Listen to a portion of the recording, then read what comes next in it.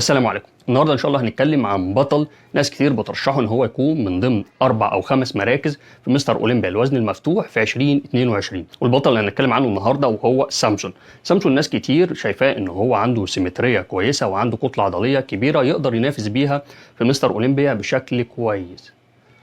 مش سامسون ده سامسون الزمالك، سامسون داوودة بطل كمال الاجسام اللي هنعرف عنه معلومات اكتر.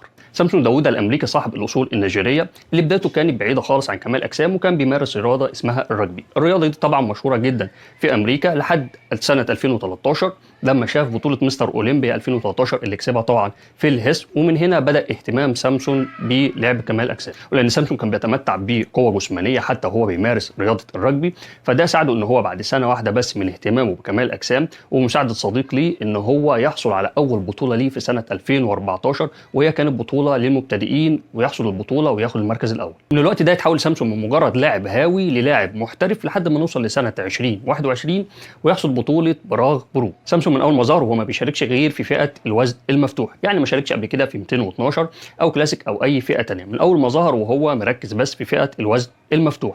وزنه حاليا حوالي 320 رطل. اما عن بطولاته في 2022 واللي من خلالها قدر ان هو يشارك في مستر اولمبيا 2022، فهم بطولتين بوستن برو وارنولد كلاسيك. البطولتين قدر ان هو يحقق فيهم المركز الرابع. انت بقى شايف سامسون بحجمه ده وبالسيمتريه بتاعته وبالضجه اللي معموله حواليه، هل فعلا يقدر يحقق مركز من ال5 مراكز الاولى في مستر اولمبيا 2022 برغم من ان ده اول ظهور ليه في بطوله مستر اولمبيا، ولا هيبقى زيه زي اي لاعب بيطلع يعمل بوم وفي الاخر بيختفي؟